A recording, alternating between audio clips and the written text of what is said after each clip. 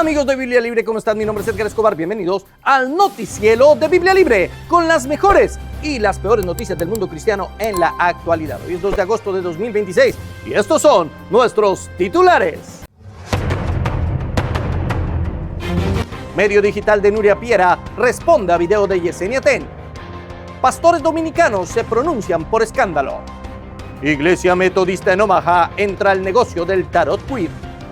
Kirk Franklin se sale de casillas ante un predicador callejero. Famoso pastor destituido por sexting. Profeta charla en lenguas angelicales. Y comencemos aquí en los Estados Unidos, donde uno, ay Dios mío, ya no sabe qué está pasando con algunas iglesias metodistas unidas, no saben ni qué es eso. Una confusión terrible. En Estados Unidos, algunas iglesias ya no saben si son templos, cafeterías, centros de activismo o sucursales espirituales del supermercado esotérico. Ahora la congregación Urban Abbey, vinculada a la Iglesia Metodista Unida y ubicada en Omaha, Nebraska, ha sido señalada por promocionar en su librería unas tarjetas llamadas Queer Tarot, una reinterpretación LGTBIQA+ de las tradicionales cartas del tarot. Porque aparentemente leer la Biblia ya resultaba demasiado anticuado y alguien pensó que para conocer la voluntad de Dios era mejor barajar cartas ilustradas. Urban Abbey no funciona como una iglesia convencional, sino como una combinación de congregación, librería y cafetería, dirigida por la reverenda Deborah McKnight, conocida por su activismo social y su apoyo a la comunidad LGTBIQA+. Según la publicación difundida por la congregación, entre sus productos aparecen artículos del orgullo gay, materiales sobre inclusión y esta peculiar baraja creada por artistas queer y trans. El producto promete ofrecer inspiración, afirmación y representación LGTBIQA+, además de instrucciones para realizar lecturas e interpretaciones de cada carta.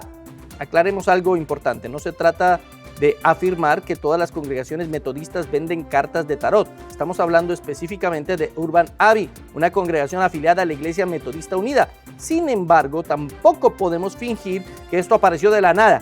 En 2024, la denominación eliminó de su normativa varias restricciones relacionadas con las bodas entre personas del mismo sexo, la ordenación de clérigos LGTBIQA+, y la financiación de ministerios de afirmación.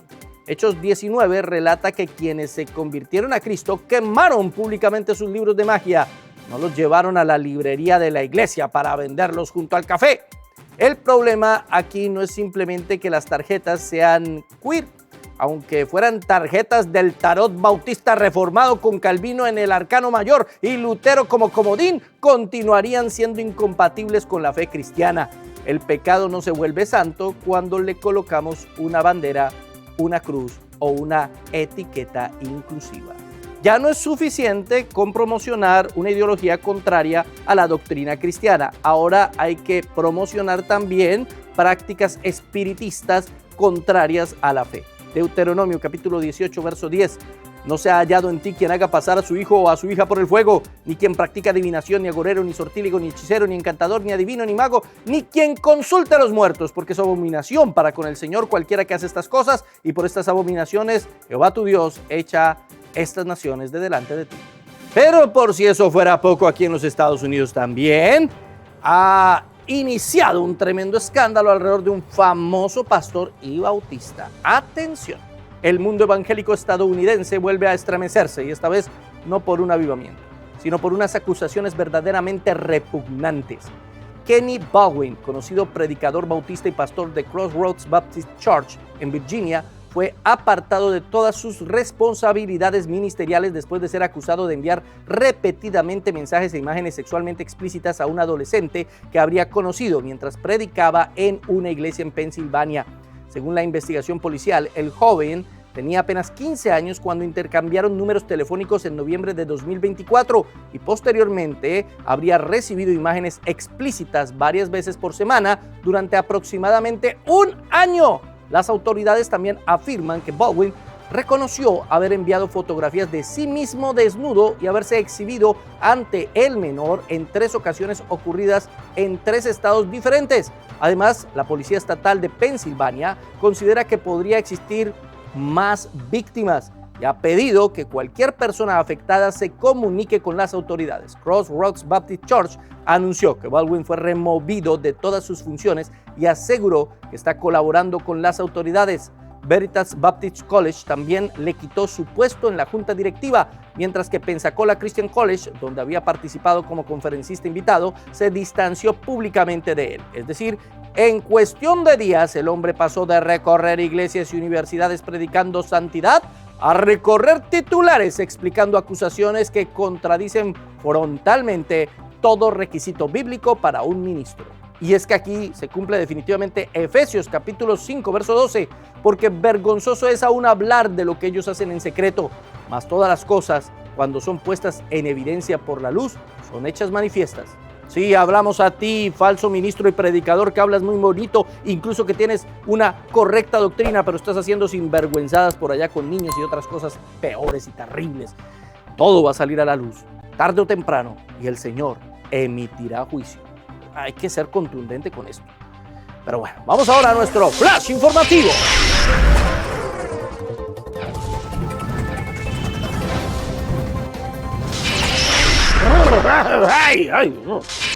Gracias, Flash. Y atención, mis hermanos queridos, porque el escándalo con Yesenia Ten no ha terminado y ahora el medio de comunicación que dirige Nuria Piera dio una respuesta parcial a la respuesta de Yesenia Ten. Desde el medio digital que dirige Nuria Piera llegó una reacción técnica que parece contestar varios de los argumentos presentados en un video por la líder religiosa Yesenia Ten como respuesta a los cuestionamientos de Piera alrededor de las finanzas de sus empresas, hechos por ese mismo medio digital la semana anterior. Entre los documentos exhibidos por Ten, presentó certificaciones de la Dirección General de Impuestos Internos, la DGII, con las cuales sostuvo que el ministerio se encontraba al día con sus obligaciones tributarias. La pastora también afirmó que los recursos de la organización son administrados por un comité financiero, que ella no maneja personalmente las donaciones y que las puertas del ministerio permanecen abiertas para cualquier auditoría que quieran realizar las autoridades competentes. Asimismo, explicó la situación de Proyecto Ciudad Refugio, los fondos destinados al futuro templo y la procedencia de sus ingresos personales, los cuales, según dijo, provienen principalmente de sus libros y de la monetización de sus plataformas digitales. Como si eso no hiciera parte de la iglesia. Pues digo yo, todas sus plataformas digitales la presentan es predicando en la iglesia y todo es en la iglesia, ¿o no? Pero apenas un día después, el 29 de julio, N Digital, medio dirigido por Nuria Piera, publicó una nota firmada por la periodista Jazmín Díaz, bajo un titular bastante directo. Consultor fiscal califica respuesta de Yesenia Ten como relato no verificable. Y aquí debemos hacer una aclaración importante. Esta no fue una declaración personal de Nuria Piera. Sin embargo, resulta significativo que N Digital publicara inmediatamente después de la defensa de la pastora la evaluación del consultor fiscal y tributario Joseph Abreu. Abreu no cuestionó simplemente por cuestionar. Se concentró específicamente en los documentos presentados por Ten y explicó que una certificación de la DGII no equivale a una auditoría financiera. En otras palabras, estar al día con los impuestos internos no significa necesariamente que la institución haya revisado cada peso recibido, cada donación administrada y cada gasto realizado. El especialista señaló que la certificación únicamente acredita que el contribuyente presentó sus declaraciones fiscales y que conforme a la información declarada no tiene obligaciones tributarias pendientes. Pero eso no significa que la DGII haya verificado la exactitud completa de esas declaraciones, ni el origen y destino detallado de todos los recursos. Además, Abreu llamó la atención sobre un detalle cronológico. La certificación más reciente mostrada por la pastora habría sido emitida el 27 de julio, justamente un día antes de la publicación de su respuesta. Según el consultor, los documentos presentados todavía no permiten determinar cuánto dinero recibió el ministerio por concepto de donaciones, cómo fueron distribuidos esos fondos, cuánto se destinó realmente a los proyectos anunciados, ni cuál es la relación financiera entre la iglesia y las diferentes entidades comerciales vinculadas a sus dirigentes. En palabras sencillas, Yesenia mostró que presentó sus declaraciones y que aparece al día ante la DGII. Pero eso no responde automáticamente todas las preguntas relacionadas con la rendición de cuentas. Joseph Abreu sostuvo que una verdadera rendición de cuentas tendría que estar acompañada por estados financieros auditados por una firma independiente y reconocida. Esos informes permitirían que contadores especialistas, donantes y miembros de la congregación pudieran verificar cuánto ingresó, cuánto se gastó, en qué se utilizó y cuál es la situación económica real de cada proyecto. El especialista también reconoció la disposición de Yesenia Ten para ofrecer explicaciones, pero advirtió que la palabra de una persona, por convincente que sea, no sustituye la documentación verificable cuando se administran recursos aportados por terceros. Su conclusión fue contundente: el simple relato no basta. ¡Ay, Dios mío! Esto se puso tremendo, y es que se arma un escándalo en toda América Latina y hasta Europa, y especialmente, obviamente, en República Dominicana, por lo cual los pastores se han dividido en diferentes puntos de vista, y algunos de ellos hablaron esta misma semana. Los cuestionamientos públicos contra Yesenia Ten, Marcos Yaroide y Laura Cárdenas han provocado algo más grande que una discusión sobre tres figuras religiosas. Han colocado bajo sospecha a buena parte de la comunidad evangélica dominicana. Durante las últimas semanas, reportajes, paneles y publicaciones digitales han planteado interrogantes sobre patrimonio, negocios vinculados a ministerios, manejo de donaciones, estilos de vida y la creciente influencia social de algunos pastores. El problema es que el debate pasó rápidamente de investigar casos particulares a hablar de los evangélicos, como si los miles de pastores del país manejaran una sola cuenta bancaria y todos tuvieran estacionado el mismo vehículo de lujo frente al templo. Diversos líderes dominicanos han reaccionado desde posiciones diferentes. El comunicador cristiano Julio Clemente reconoció que existen pastores que actúan mal y que deben responder por sus acciones, pero señaló que cuestionar públicamente a Yesenia Ten y Marcos Yaroide no equivale a demostrar que hayan cometido delitos. Juan Francisco Confesor, director de la Pastoral Juvenil de la Mesa del Diálogo, también expresó su respaldo a los pastores señalados, argumentando que Yaroide cuenta con una extensa trayectoria musical, conciertos, derechos de autor y actividades comerciales capaces de producir ingresos independientes de la iglesia. En otras palabras, no todo automóvil de un pastor salió necesariamente del sobre de una hermana, aunque tampoco todo lujo puede declararse milagroso y cerrar inmediatamente la auditoría. El pastor y comunicador Carlos Peña cuestionó que se pretenda presentar la prosperidad económica como evidencia automática de corrupción. Defendió el derecho de un ministro a progresar mediante actividades legales, pero la pregunta de fondo continúa siendo la misma. No cuánto posee, sino de dónde procede, cómo se administra y si los bienes personales están claramente separados de los recursos eclesiásticos. Feliciano Lacén, presidente del Consejo Dominicano de Unidad Evangélica, adoptó una postura más institucional. Ha advertido que existen pseudopastores que dañan la credibilidad de la iglesia y ha recomendado que figuras como Yaroide y Ten se integren a organismos pastorales donde exista acompañamiento, reconocimiento y rendición de cuentas. No los declaró culpables, pero tampoco recurrió a la popular doctrina de al ungido no se le pregunta nada.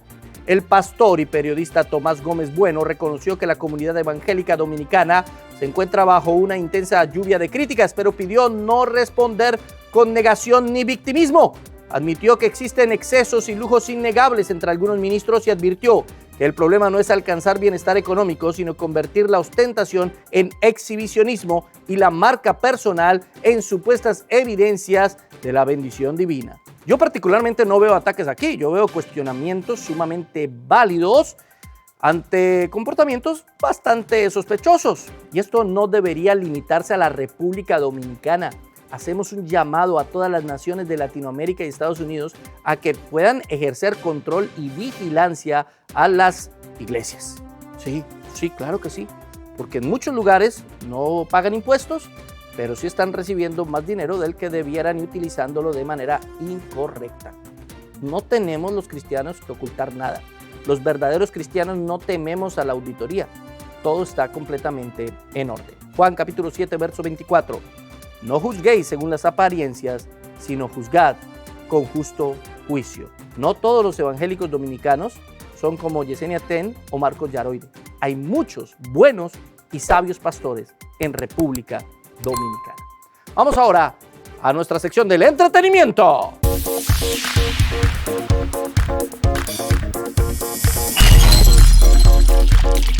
Y atención, porque aunque Kirk Franklin no cantó, pues sí gritó.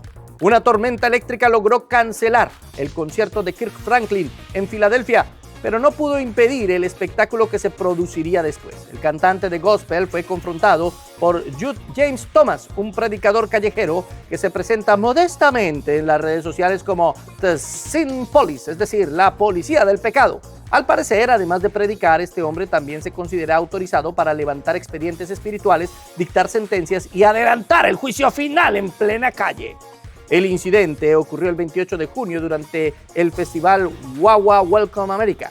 Franklin debía participar en el concierto Gospel on Independence, pero su presentación fue cancelada debido al mal tiempo. Thomas, quien aseguró que llevaba años criticando al cantante, aprovechó la ocasión para confrontarlo por una frase pronunciada durante los Best Hip Hop Awards 2022, en la que Franklin dijo que el león y el cordero se inclinarían ante el GOAT. Algunos entendieron GOAT como una cabra relacionada con Baphomet, pero Franklin explicó que utilizó las siglas GOAT, que en la cultura del hip hop significan el más grande de todos los tiempos, y que se estaba refiriendo a Jesucristo. La frase fue bastante confusa y teológicamente poco afortunada, pero de allí a convertirla en una confesión satánica existe una distancia considerable. En el video, Thomas acusa a Franklin de engañar a los cristianos y le repite que debe arrepentirse. Franklin inicialmente conserva la calma, le dice que lo ama e intenta abrazarlo. Sin embargo, el autoproclamado policía espiritual rechaza el abrazo porque, según él, Franklin enseña otra doctrina. Todo cambió cuando Thomas declaró: tú y tu esposa se van a ir al infierno. Franklin respondió: ¿mi esposa? Avanzó visiblemente enfurecido y tuvo que ser contenido por su equipo de seguridad. No puede afirmarse que intentara golpear al predicador, pero es evidente que perdió el dominio propio. Kirk soportó que lo llamaran engañador y anticristo, pero cuando mencionaron a Tammy, el fruto del espíritu entró momentáneamente en mantenimiento y los guardaespaldas tuvieron que comenzar su propio ministerio de restricción eficaz. Posteriormente, Thomas justificó haber condenado también a Tammy citando el caso de Ananías y Zafira. Sin embargo, aquella comparación tiene más entusiasmo que exégesis. Thomas no explicó qué pecado concreto había cometido Tammy, sencillamente la añadió al boleto de condenación matrimonial. La esposa de Franklin respondió con humor en las redes, diciendo que su marido estaba defendiendo su honor. Esto no se hace. Uno no defiende la sana doctrina en la calle gritándole a la gente y insultándola.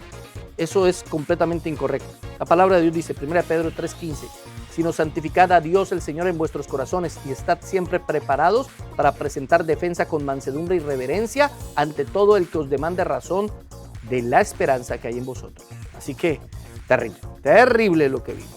Vamos también ahora a nuestro rincón chiflado.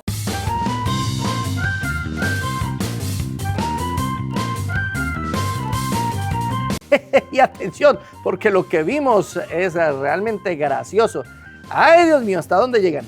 Atención, porque desde Sudáfrica nos llega un acontecimiento tan extraordinario que podría cambiar para siempre la lingüística, la teología y posiblemente hasta las aplicaciones de traducción. El controvertido pastor John Anosike y uno de sus seguidores aparentemente sostuvieron una conversación completa hablando en lenguas angelicales. Sí, una conversación con preguntas, respuestas, pausas y hasta entonación. Lo único que faltó fue el intérprete, los subtítulos y alguien que entendiera una sola palabra.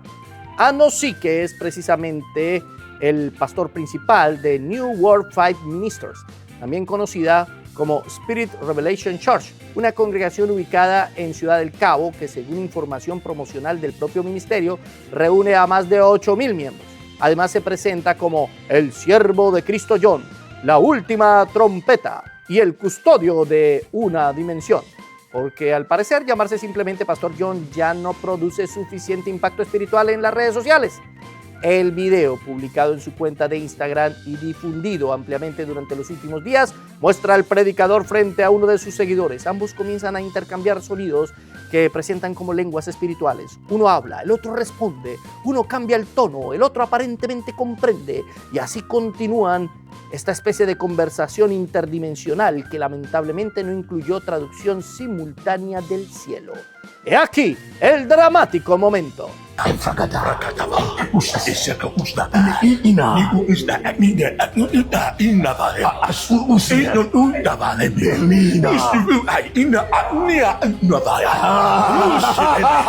Así que si realmente hubo una conversación, esperamos con paciencia la transcripción, el idioma, la interpretación y si no es demasiado pedir alguna evidencia de que ambos sabían lo que estaban diciendo, Mientras esto sucede, el resto de nosotros continuará hablando en una lengua mucho menos espectacular, pero bastante útil. ¡Ay, Dios mío!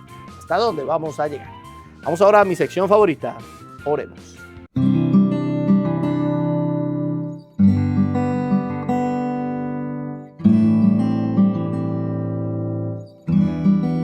Oremos por las familias y amigos de los 30 cristianos que fueron desvividos durante un brutal ataque contra la aldea Naridón en el estado de Kaduna, Nigeria.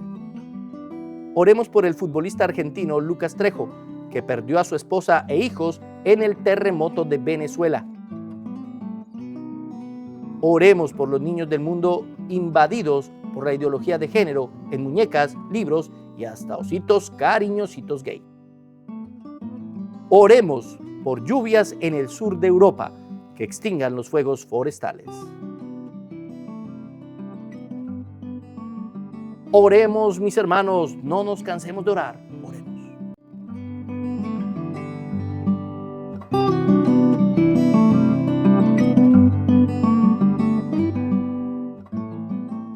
Y hoy, en nuestra sección del meme de la semana, un momento, perdón. Atención. Tenemos noticia de última hora.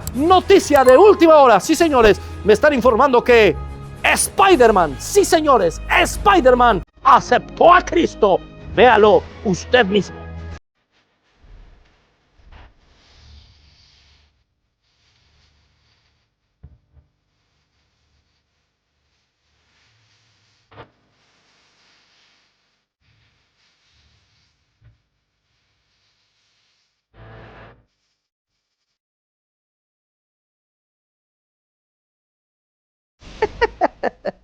Spider-Man en la casa del Padre, próximamente, solo en su iglesia más cercana. Muchas gracias por haber estado con nosotros. Comparta este video por todas las redes sociales. Dele like, suscríbase y vea todos nuestros videos aquí martes, viernes, domingo y nuestro canal Biblia Libre Prédicas, y únase a nuestro fanpage Edgar Escobar, a nuestro grupo también Biblia Libre en Facebook, al Instagram, al TikTok, a todas nuestras redes. Gracias por haber estado con nosotros aquí en el noticiero de Biblia Libre.